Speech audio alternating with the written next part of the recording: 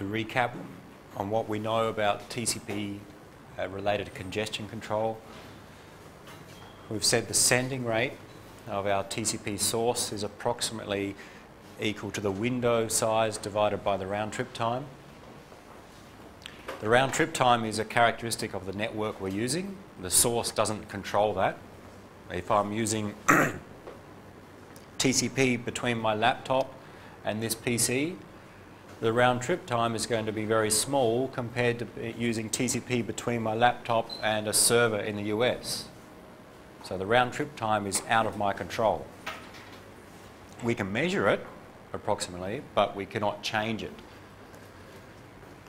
Therefore, to change the sending rate, we can only change the window size. The amount of packets or the amount of bytes we're allowed to send before we have to wait for an ACK.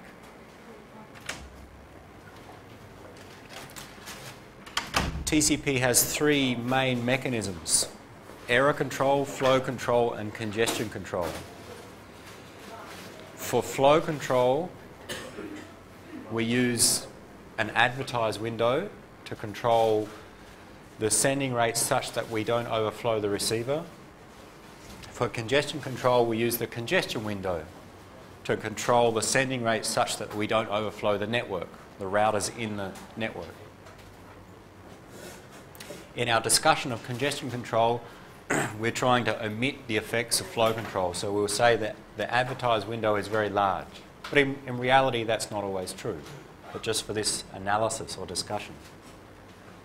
So with congestion control, the approach is, if we experience increased congestion, slow down our sending rate. If we experience decreased congestion, increase our sending rate. How do we experience congestion, or how do we know that congestion is increasing? If we lose packets. We send packets. If we don't get acknowledgements, then that suggests that the routers have somewhere dropped those packets. Why did they drop those packets? Because they were congested. So packet loss is an indicator of increased congestion. We know from our basics of TCP there are two different types of packet loss, or there's two different ways that a source will retransmit. They'll retransmit if they haven't received an ACK within some timeout period, and there's a special case called fast retransmit where if you send multiple packets and you receive 3 duplicate acknowledgements, that is 4 ACKs with the same ACK number, then you'll take that as an indicator of packet loss as well and retransmit. We'll see later that we respond to these two different loss events differently. So a packet loss indicates increased congestion, and therefore we'd like to slow down our sending so that we have less congestion. And successful packet delivery indicates decreased congestion. Successful packet delivery, from the source's perspective, is when they receive an ACK. I send data, receive an ACK, my packet's been delivered successfully. That means the network must be coping okay. So I can increase my sending rate upon the reception of ACKs.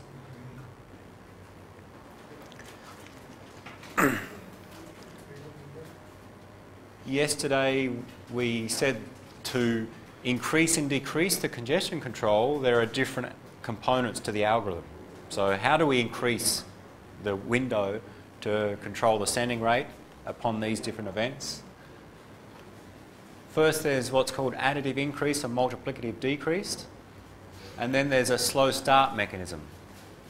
And then we'll see that we react to these two different type of loss events differently. So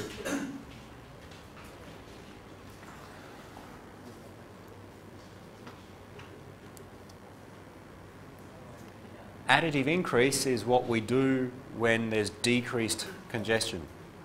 That is, increase the sending rate in an additive manner or in a linear manner. That's the goal there. Slowly increase our sending rate. If I start my connection and I'm not sending anything, then I need to increase my sending rate, and I want to keep increasing the sending rate until I start to get close to this capacity of the network where congestion starts. I don't want to increase too fast because I may cause congestion quite quickly. So we increase in a linear manner, or a slow manner compared to the other approaches, our window size. The goal for additive increase, every round trip time increase by 1 maximum segment size. We take some initial value of our window, our congestion window. So what we're doing is changing CWND at the source, the congestion window size. Take some initial value when we start our connection, say 1 MSS. If we receive ACK successfully, I send some data, I receive ACKs, then the goal is to every round trip time increase by 1 maximum segment size. Add 1 per round trip time.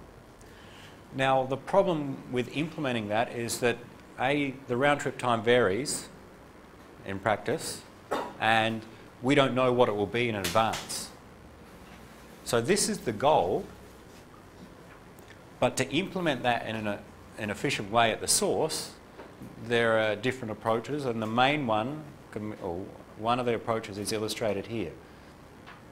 Instead of incrementing the window every round trip time, increment it every time we receive an ACK, such that it approximates incrementing every round trip time. And the way that we can approximate that is given by this equation here. Take the old value of the congestion window and increment it by MSS squared divided by the old value. And that's what we finished on yesterday with that diagram. I will not go in detail, but look, something like this, where we send a packet, receive an ACK. Because we increment the window, we're allowed to send more. So we send, actually draw it a bit better. Send 2 frames. The goal is 1 round trip time. We can send 1 maximum segment size. After receiving the ACK, we can increase it to 2 MSS. So we send 2 frames, or 2 packets, sorry. The ACKs, 2 ACKs will come back. In approximately 1 round trip time, we'll receive acknowledgements for both of those packets back. And the goal is to increment it then to 3 MSS. That is, increment the congestion window, allowing us to send 3 packets, and then we hope to receive 3 acknowledgements back, and increment to 4 and so on. So this is our goal. Every round trip time, increment by 1 maximum segment size. The way we implement that, or approximate that, using this equation, says that, okay, take our old value, our initial value, when we receive an ACK, increment. So in this case, we send 2 packets, we'll receive 2 ACKs around the same time. When we receive the first one, we'll increment according to this equation, and then the second one increment according to this equation. And the result will be close to incrementing by a single maximum segment size. You can do the calculations. Yesterday, if our initial value was 1,000, 1 MSS, that is the maximum segment size equals 1,000, our initial value of the window is 1,000, then it should be 1,000 here, then we'll increment it to 2,000, and then 3,000 bytes, and 4,000, and so on. That's our goal. If you apply this equation, then approximately we got, if we start with 1,000, then after receiving the first ACK, it becomes 1,000 plus 1,000 squared divided by 1,000, which gives us an answer of 2,000. Then we send 2 packets and we receive 2 ACKs. The first ACK we receive, we take the old value, which is 2,000, plus 1,000 times 1,000 divided by 2,000. which is 1 million divided by 2,000, which is 500. So it will become 2,500.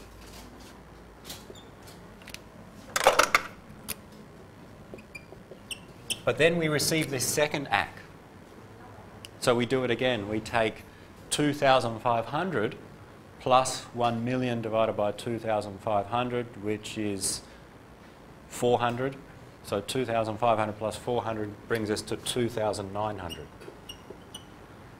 So in this period, we've sent 2 packets. We receive 2 ACKs. Therefore, we apply this equation twice. Brings us to 2,900, which is approximately equal to our goal of 3,000. So it approximates this. That is, these two are equal. That's correct. This is correct. All right, 2,900, approximately 3,000. And if we keep going, it approximates this linear increase of 1, 2, 3, 4, 5 maximum segment sizes. And it's easier to implement because from our source, we don't need to worry about the round trip time. Whenever we receive an ACK, increment the window. So that's additive increase. This is the goal. This is one way to implement that goal or approximate that goal. The other approach is, what do we do when we have increased congestion? Well, we decrease our sending rate. And the approach we use is multiplicative decrease. A much faster decrease. That is, start sending slowly, increase the sending rate until we experience congestion, and then decrease quickly the sending rate to avoid any further congestion.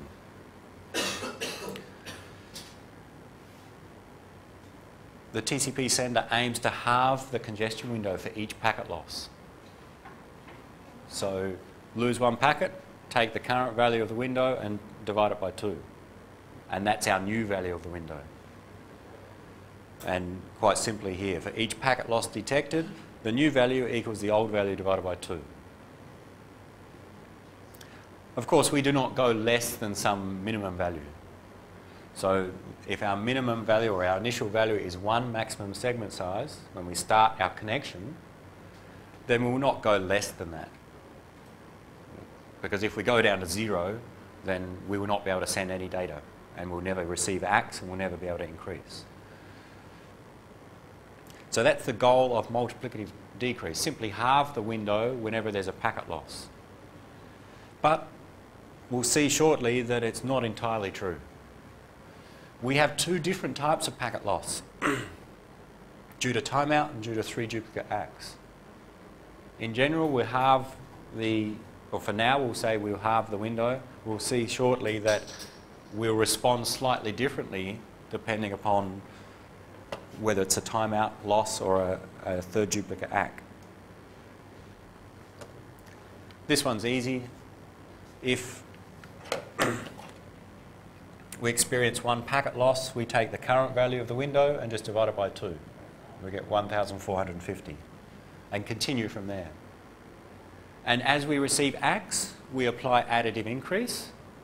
As we have packet losses, we apply multiplicative decrease. And if we combine those 2 mechanisms together, it looks something like this. Over time, the size of our congestion window, we start with some initial value. As we receive ACKs over time, we start to increase in a linear manner the window until there's some loss event. We lose some packet. When there's a loss, a packet loss, we halve the window. So in this example, it was at 16,000 bytes. 1 packet lost, it drops to 8,000 bytes. And then we continue as we receive ACKs, slowly increase the sending rate using additive increase. If there's another packet loss, halve, and so on. And we get this zigzag style type plot of the congestion window. That's just an example of if we combine those 2 techniques together, if we have packet losses, how it would look like.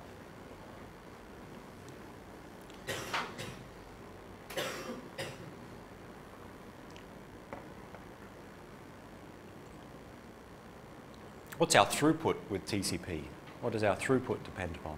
We've spoke about sending rate is our window size divided by round trip time.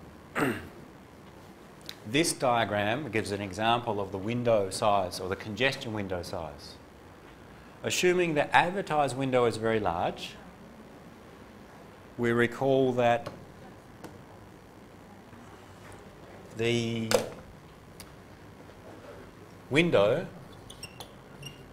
for the TCP sender is the minimum of the advertised and congestion windows. So with our assumption that the advertised window is very large, that is always larger than the congestion window, then the congestion window will always be the minimum, so the congestion window will control the actual window size. In other words, if the round trip time is fixed for our connection, then the sending rate is proportional to the window size. If this RTT is always fixed, if we increase the sending rate, we increase the window size, we increase the sending rate. So under that assumption, our sending rate, if we plot the sending rate, looks like this as well.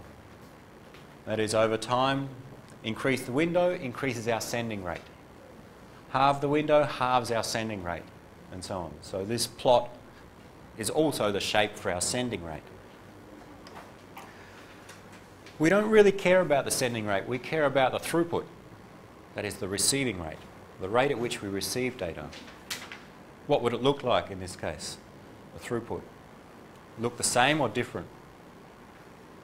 If you need to plot the throughput of TCP over time, what would it look like?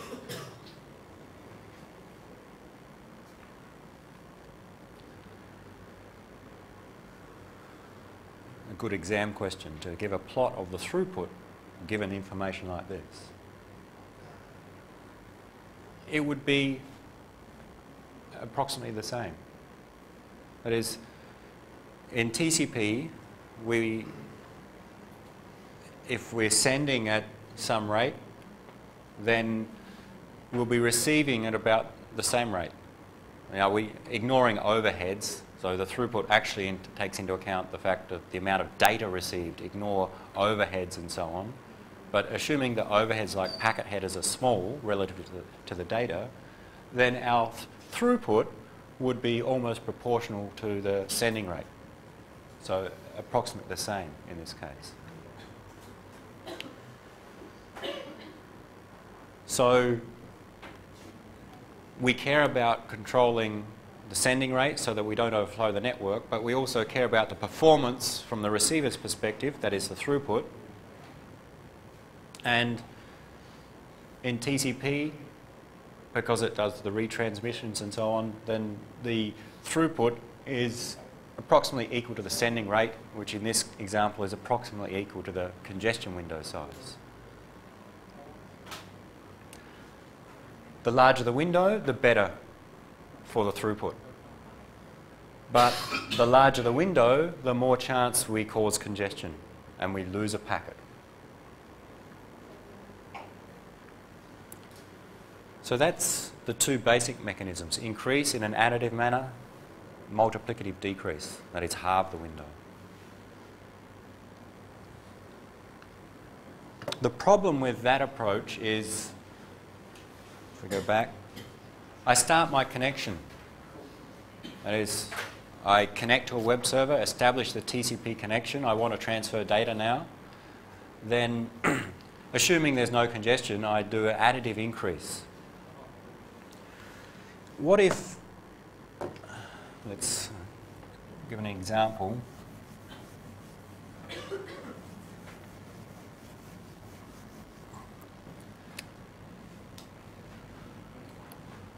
Let's say the capacity of my network, although we don't know it, but let's say, give it a number, the capacity of the network is I can send at a rate of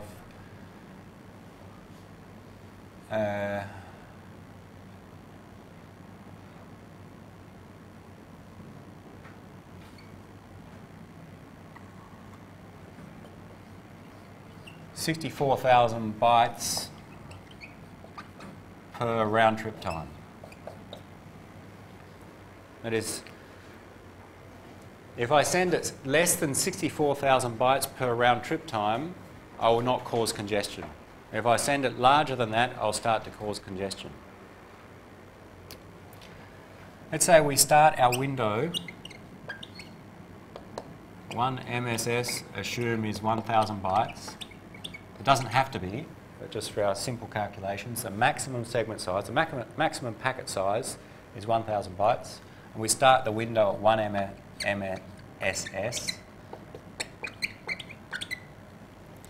And let's see how additive increase works. This means I can send 1,000 bytes in the first round trip time, and then with additive increase, as I receive ACKs, I'll increment that approximately to 2,000 in the next round trip time, and then 3,000 and 4,000 and so on. If we draw a plot of that,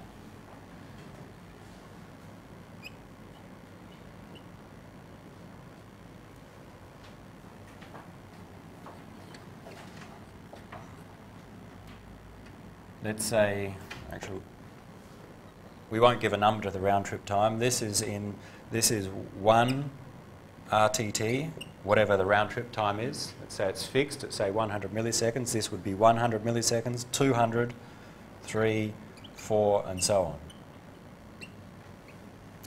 So, and this is our window or our sending rate. We start at 1,000. After the first round trip, we'll increase to 2. Let's say, get a good scale here, 2, 4.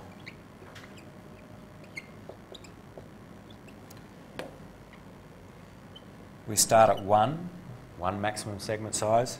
After the first round trip time, increase to 2, then to 3, and to 4. That is, increase by 1 MSS every round trip time, using additive increase. And we'll get something like this.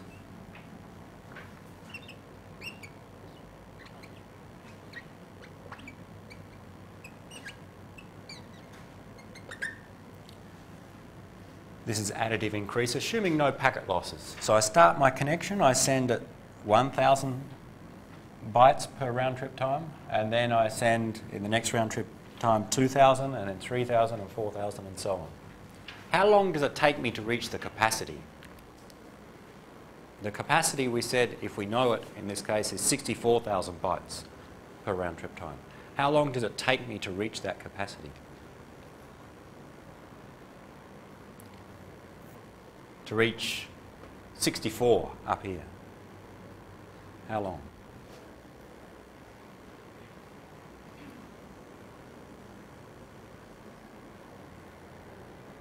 How long do you think it's going to take? 64 round trip times. We've just got a linear increase. Every round trip time we're increasing by, or the goal at least, is to increase by 1 MSS, or 1,000 bytes. We start at 1,000, it's going to take 64 or 63 round trip times to reach 64,000 bytes, which is our capacity, somewhere up here. It takes a long time to reach the capacity of the network in this case. This is my TCP connection. So my capacity is 64,000, but for a long time I'm sending at a speed which is much lower than the capacity, much lower than the network will support. That's somewhat wasteful. Especially, many applications would like to send data as fast as possible at the start. So that can be very inefficient for our data transfer, because if the capacity is up here, we spend a lot of time sending at way below the capacity. So additive increase is good because it slowly increases the sending rate to avoid congestion. It's also called congestion avoidance phase. It's bad in that because we want high sending rate and high throughput, it can take a long time to reach our capacity. Therefore, there's a second mechanism called slow start phase. And the name's a little bit confusing because In fact, what the slow start phase does is rapidly increase the sending rate.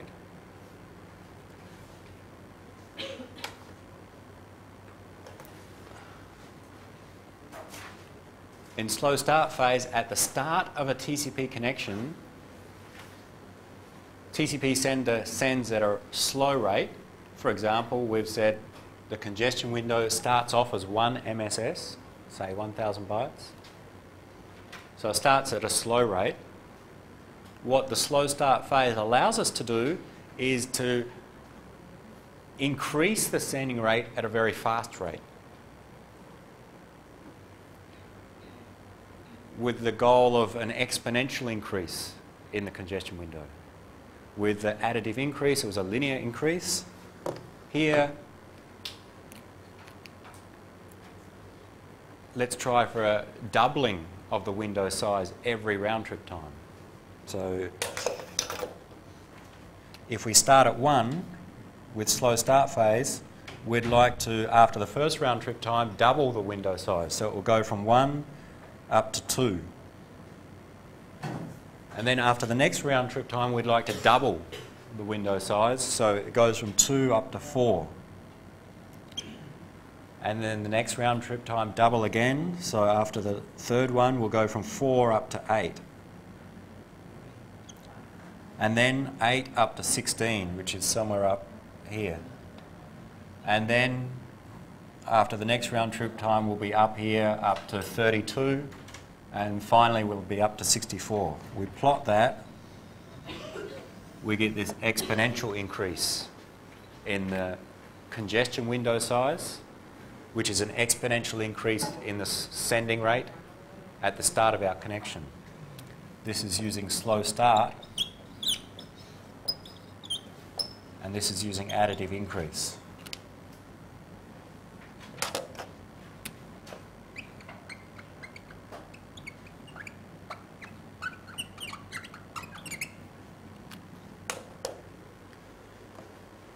So we see the difference. Additive increase, a linear increase in the sending rate, or the congestion window. Slow start, an exponential increase. Effectively double the window size every round trip time.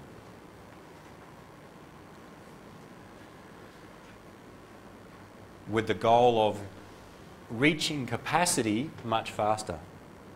Again, once we reach our capacity, we still use multiplicative decrease to, if we have a packet loss, we still use multiplicative decrease in the same way.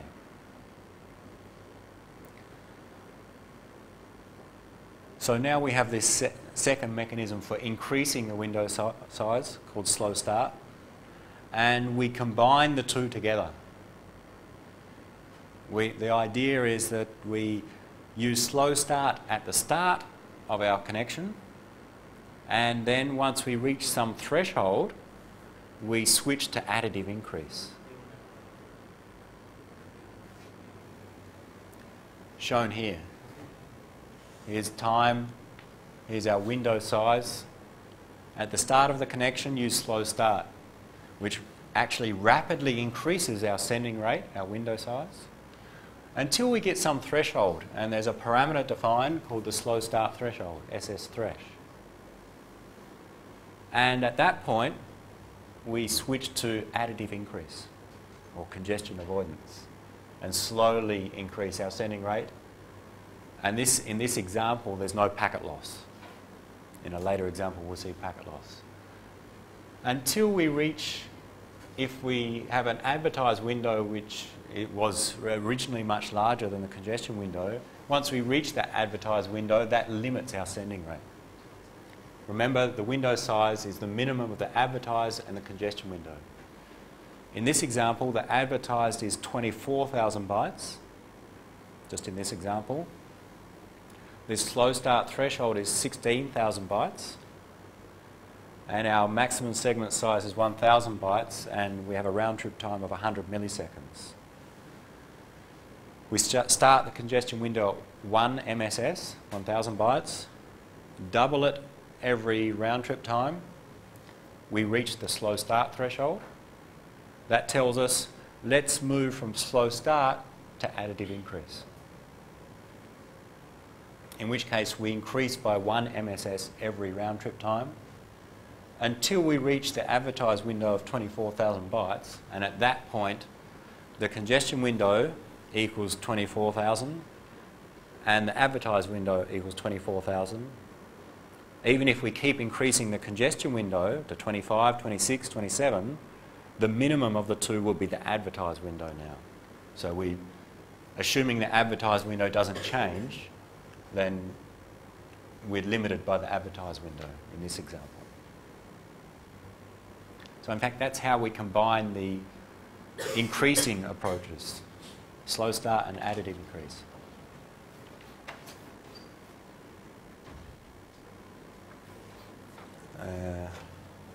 Let's make note of that.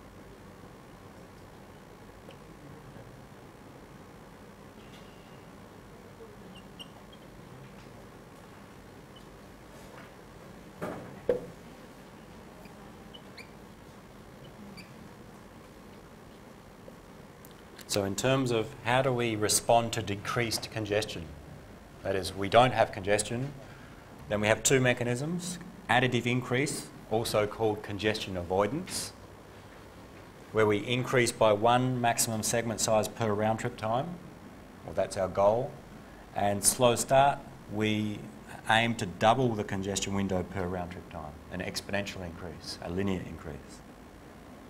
We saw before that to implement additive increase, we don't actually increment every round trip time, we increment every acknowledgement. There was an equation for that. The same with slow start. Although the goal is to increment or to double every round trip time, the way we implement that is using this approximation. Add 1 MSS to the congestion window every time we receive an ACK in the slow start phase. Send 1 packet, receive 1 ACK, will go from 1,000 up to 2,000 bytes. Send 2 packets, in the next round trip time we'll receive 2 ACKs, so we'll go from 2,000 bytes up to 4,000 bytes. Send 4 packets, in the next round trip time we should receive 4 ACKs. Using this approach, we're at 4,000. For every ACK we receive, we increase by 1 MSS, by 1,000 in our example. So this is a way to implement doubling the congestion window per round trip time. But instead of per round trip time, every time we receive an ACK we do this.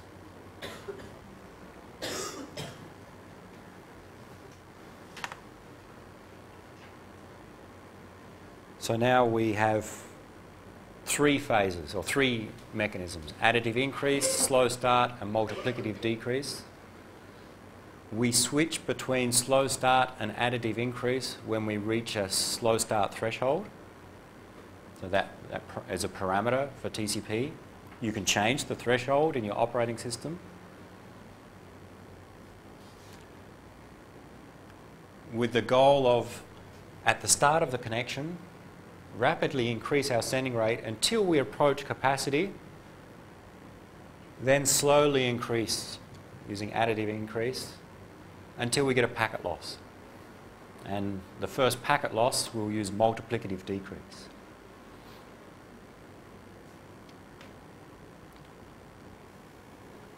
If we ignore packet losses, slow start, the threshold, additive increase, until our congestion window becomes larger than the advertised window.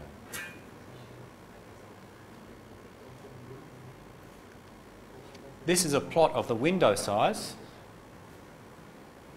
and the sending rate is approximately equal to the window size divided by the round trip time.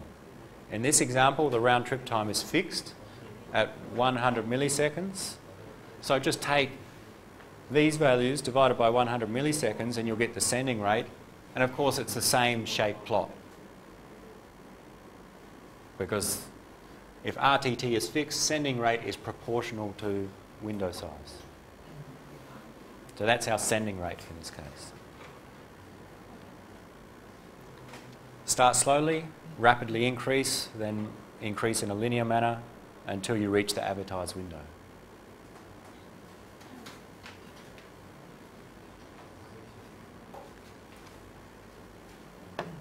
One more thing before we finish on TCP is how do we respond to losses?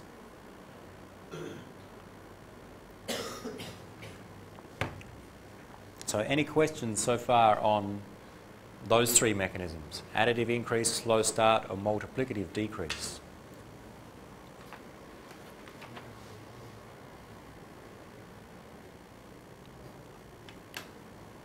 Slow start is useful. For example, I wanted to create a TCP connection to transfer a small amount of data, to download a web page, for example. If I use additive increase at the start of the connection, for the first period of time, I'm actually transferring very slowly, potentially slow compared to the capacity.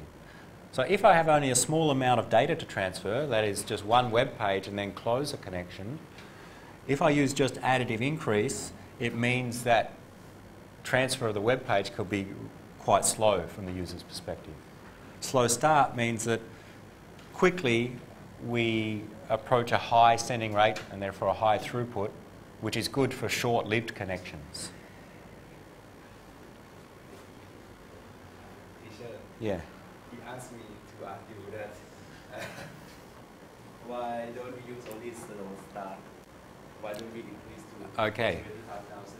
Good question. Why not just keep going to on slow start? We don't know what the capacity is in advance. So we don't know, in this case we don't have any packet losses, but at some point if we keep increase the sending rate, we'll reach this capacity, whatever it is, and once we reach the capacity, packets will be dropped. We'll have congestion. We want to avoid congestion. If we use slow start, we'll reach that capacity quickly, which is a good thing, but we may quickly overshoot that capacity. That is, if the capacity turned out to be 20,000 bytes, in this case, that is, once we are sending at that rate, we'll start to get packet drops. So if we keep using slow start, then we'll reach 16 and then we'd go up to 32. We'd send 32,000 bytes into the network, because that's our window size, but the network only supports the transmission of 20,000 bytes. So we've got 12,000 bytes is going to be lost, effectively. So if we use slow start all the time, we can overshoot the capacity much easier. So the idea, use it just at the start for some period of time and then slowly increase so we approach that capacity at a slower rate and will not overshoot it by too much. That's the idea. Slow start's good because it gives us a higher sending rate, faster. It's bad because we can go over the capacity of the network. That is, we can cause much more congestion. That is, we send too many packets into the network. Anyone else ask you to ask me questions? No, he is sleeping. He will ask in the exam, I'm sure. Any other questions? Yep.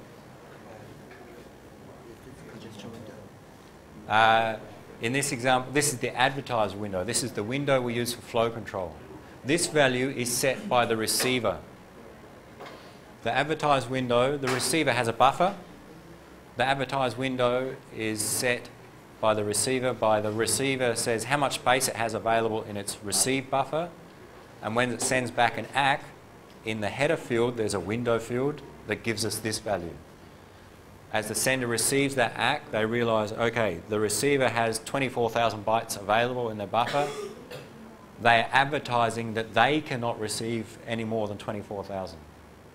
This is for flow control, this advertise window. This is, so remember we have two windows. Advertisers for flow control, so that we don't overflow the receiver. Congestion window is for congestion control, so that we don't overflow the network, the routers. The window size from the sender is the minimum of those two. That's the threshold, so some parameter, the slow start threshold, is some parameter that says when do we switch from slow start phase to congestion avoidance or additive increase. That parameter is variable for TCP. It can be set by the user or the operating system. It may have some default value. Of course, the higher, if you make the threshold higher, we'll get the response to the question before. If we make the threshold very high, then we'll use slow start much more than additive increase. That's good because we can send faster, but it's bad because we may cause more congestion. That is, we send too much. So there's a trade-off there.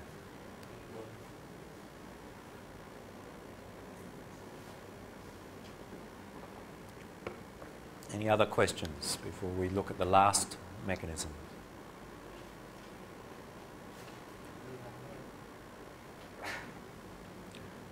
So that's about additive increase, slow start. Before we said we had multiplicative decrease. So we've had congestion avoidance, which is just another name for additive increase, slow start, and we've also mentioned multiplicative decrease.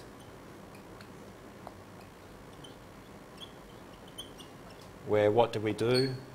We halve the window.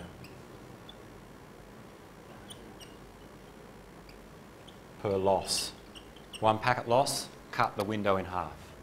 That was the multiplicative decrease mechanism. But in fact, we have two different types of packet loss. Which one's worse? Packet loss due to timeout or packet loss due to 3 duplicate ACKs? Which one is worse from congestion point of view?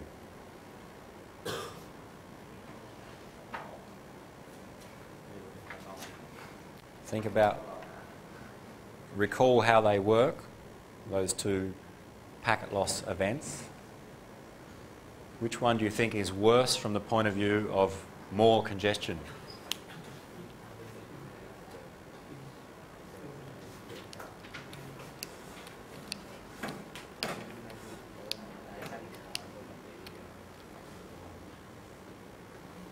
Let's remind you how they work.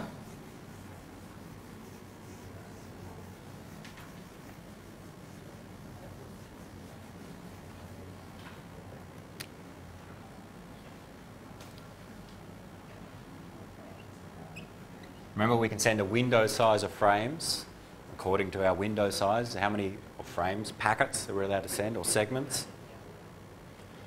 We may say send multiple.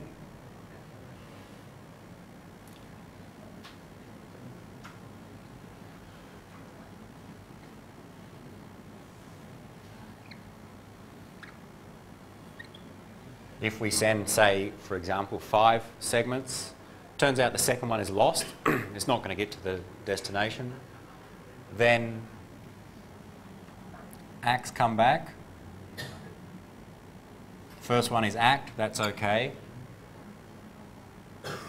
If we use just timeout mechanisms, okay, after transmitting each segment, we start a timer and wait for a timeout. From segment 2, we start a timer. Our timeout or our timer expires. A timeout occurs. That is, we've sent segment 2. We're waiting for an ACK for segment 2. We're waiting. We've waited long enough. Timeout, retransmit. So here's a packet loss, or what we call a loss event. This is a loss due to a timeout expiring. That's the basic mechanism for retransmit. Retransmit, wait for an ACK. If you don't receive an ACK within time, transmit, wait for an ACK. If you don't receive an ACK within time, retransmit. So this is a loss due to a timeout. But we know TCP has this extra mechanism called fast retransmit. Of course, these other segments, 3, 4 and 5, they may be successful and ACKs come back. But the way that TCP ACK numbers work is that they say what is the next in order byte expected. Let's say the ACK number here was 1001.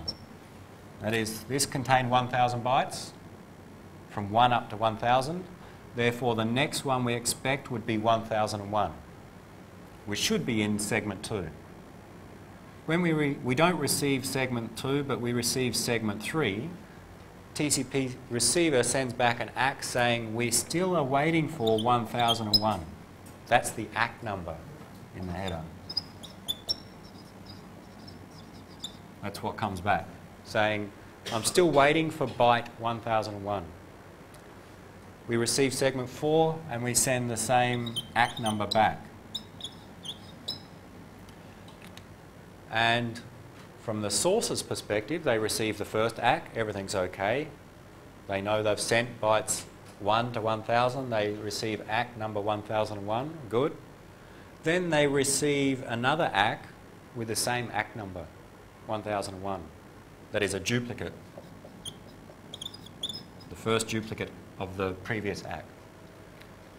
That means, okay, I've already received that ACK. I know that the receiver knows it's received bytes 1 to 1000. I'm the source. I know I've sent byte 1001. I expect to receive an ACK for it. But then we receive another duplicate ACK. And then the third duplicate ACK. And the trade-off is, let's now assume, okay, something's gone wrong. Because I'm receiving these ACKs, it means that the receiver has received some packets I've sent. I've sent 5 packets. I've now received 4 ACKs. Why did the receiver send me this second ACK? Most likely because one of my other packets was received. Why does the receiver send ACKs? When it receives data, it sends an ACK in this case. So why did the receiver send this ACK with the same ACK number? Well, I guess that maybe segment 2 was not received yet, but segment 3 was, or 4 or 5. We don't know if there's out of order or not. Then I'll receive the same ACK number. So again, I assume, okay, it looks like the receiver has received another data segment of mine, but they still haven't received segment 2. Because the ACK number tells us that. And then again, we receive another ACK. It looks like the receiver has received multiple of my segments, 4 possibly, but it definitely hasn't received segment 2 yet. And now we make the assumption, okay, it's most likely that segment 2 has been lost, or at least significantly delayed.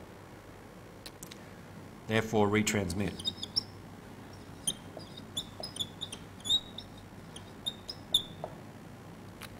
And this is a loss event due to 3 duplicate ACKs. So 2 different types of losses, or 2 different events trigger retransmissions. Timeout occurs, or receive 3 duplicate ACKs. This one, 3 duplicate ACKs, is called fast retransmit because in many cases the timeout, it depends upon the network, but in many cases the timeout value will be quite large compared to the time it takes to receive 3 duplicate ACKs.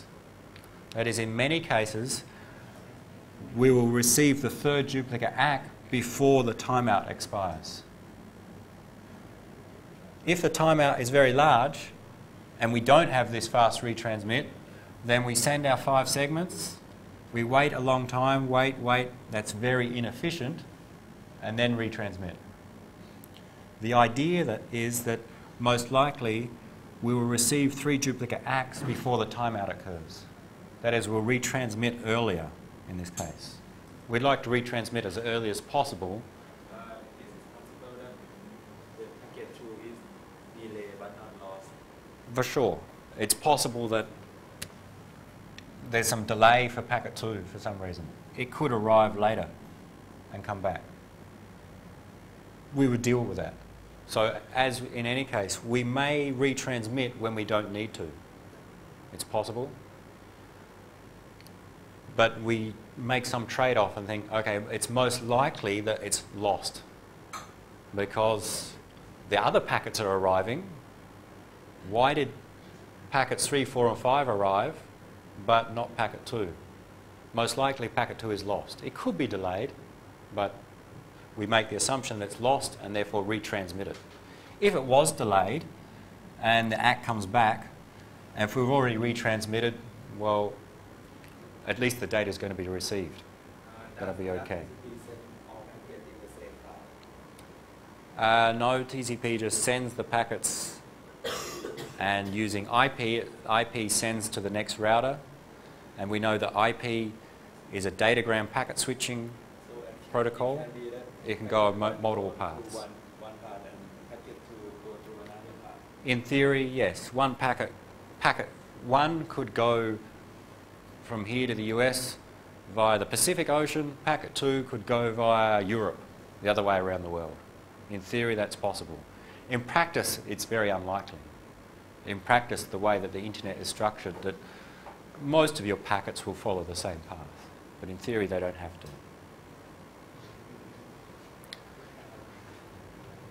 So in fact, we use both approaches. If we get 3 duplicate acts, retransmit. If we get a timeout, retransmit. Most likely, or it's most likely that the 3 duplicate acts will occur before the timeout, but not always. Depends upon the delay to get the packets and so on, and our timeout value. Now, the question, which one is worse from the perspective of congestion? Which one is an indicator of more congestion?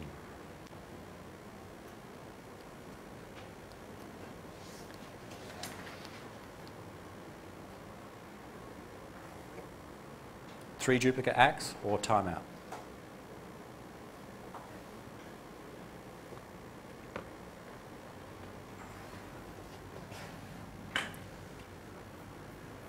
The timeout is less likely to occur in most cases, that it's more likely to... So what happens if we receive 3 duplicate acts, then the timer is no longer used. We'll never have a timeout because we'll retransmit and start again.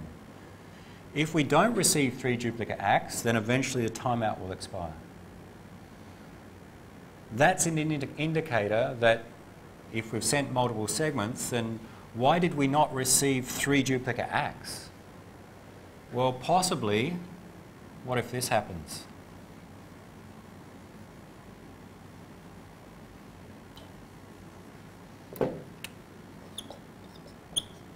If all those packets are lost, then what's going to happen? We'll receive the first one. We're not going to receive 3 duplicate acts. We'll eventually time out and then retransmit the packet 2, and eventually we'll have to retransmit packets 3, 4 and 5. So if we lose multiple packets, we won't get the 3 duplicate acts, and our timeout will expire. Our timer will expire, we'll time out, and we'll retransmit. That's the worst case from perspective of congestion. That's an indicator that multiple packets have been lost. If just one packet is lost, then there's maybe a little bit of congestion.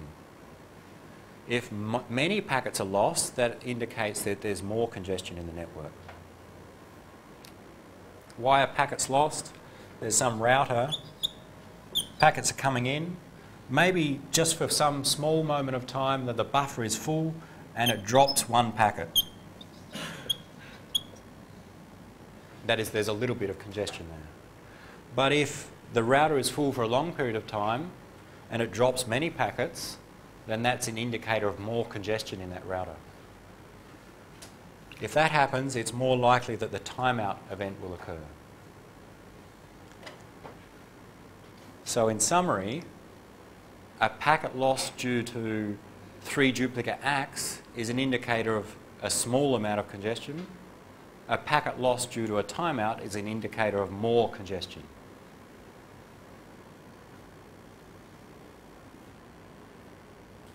So we respond differently.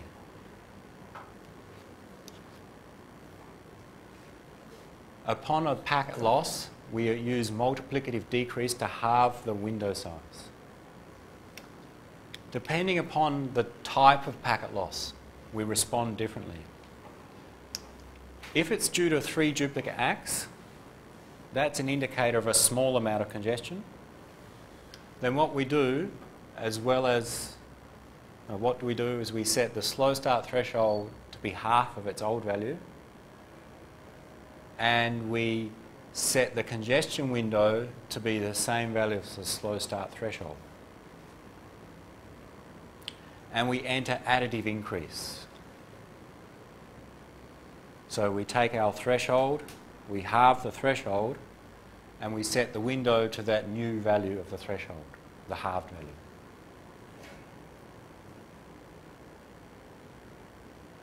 If it's a timeout, that's indicator of the loss, that is, there's more congestion in the network, then we decrease the sending rate even more. More congestion, the slower we want to send. So in this case, when there's more congestion, we again halve the threshold, but we set the window size to be the lowest possible value, back to its original value of 1 MSS. And we enter slow start phase. Those two different responses are shown here. Start of our connection, slow start, reach additive increase, everything's okay. Lose one packet because we retransmit because of 3 duplicate acts. That's an indicator of a small amount of congestion. What we do, we take the slow start threshold, which was in this example 16,000, we halve it to 8,000 and set our window to that value, 8,000. And continue with congestion avoidance, linear or additive increase. Keep increasing our sending rate, everything's okay, it's okay. We lose another packet, but this time it's due to a timeout, which means, from our sender's perspective, there's more congestion than before in the network. So because there's more congestion, we're going to reduce our sending rate by more. What we do is we again halve the threshold from 8,000 down to 4,000 now. We don't set the window to the threshold, we set it to the minimal value, 1 MSS. That is, we go back to the start. Enter slow start and additive increase. If there's a loss due to a timeout, go back to the start as if we started our connection. Go back to 1 MSS, slow start, additive increase.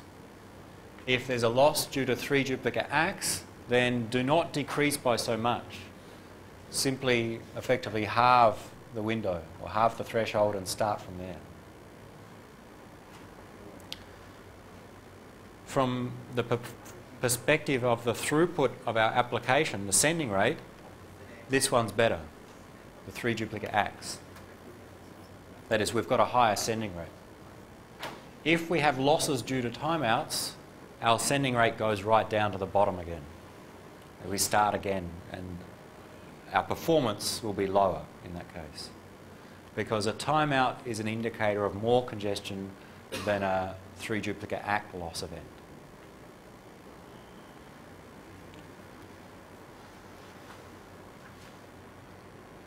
That summarises why we do that. Loss due to 3 duplicate acts is an indicator of a small amount of congestion. Loss due to timeout is an indicator of heavy congestion, more. So we decrease our sending rate by more in this case. The more congestion, the more we decrease by.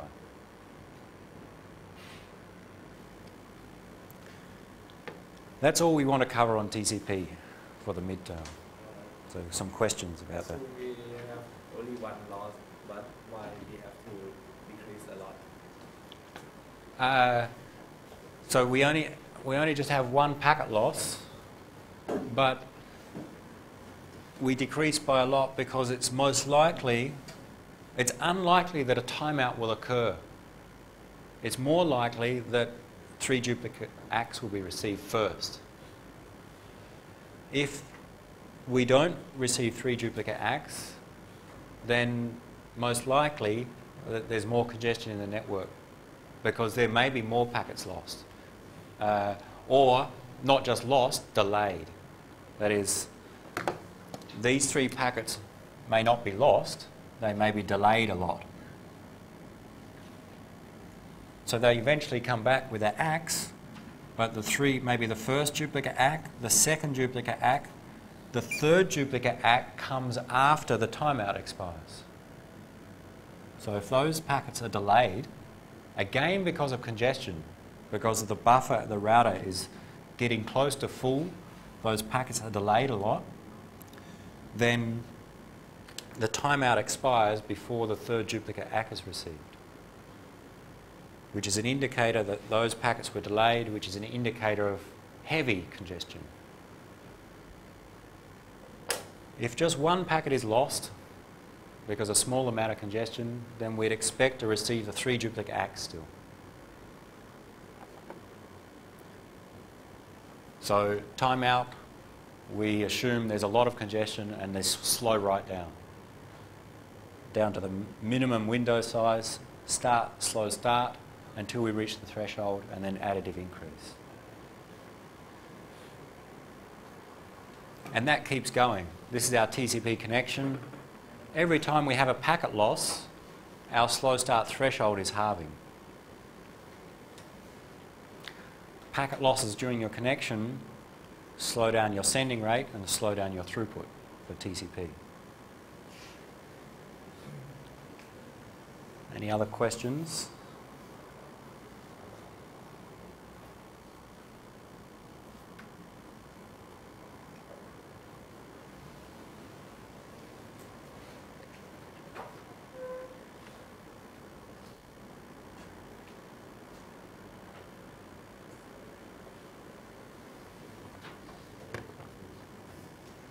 So just to summarise,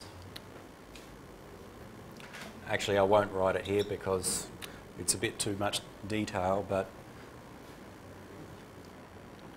it's described in this slide 32, that is. We said multiplicative increase was half the congestion window per loss. It's not that simple. What we actually do is specified here. We do different things depending upon what type of packet loss or what was the loss event. We halve the threshold. In this case, we set the window to the current or the halved value of the threshold, and we enter additive increase. Timeout, more congestion, halve the threshold, drop back to the initial congestion window size, 1 MSS, and go from slow start again. That is, revert back to the start. This one continue from a slightly lower level. So multiplicative decrease is more complex than just halving the window. It's actually these steps.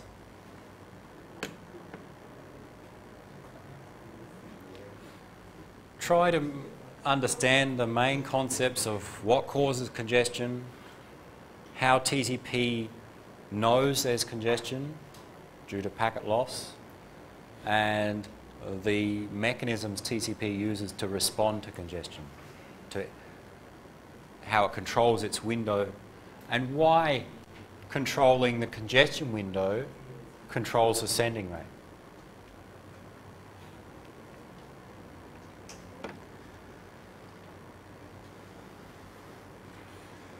There's some more things that we need to discuss about TCP and how it relates or how it works when there are multiple connections and so on, but we'll cover that after the midterm.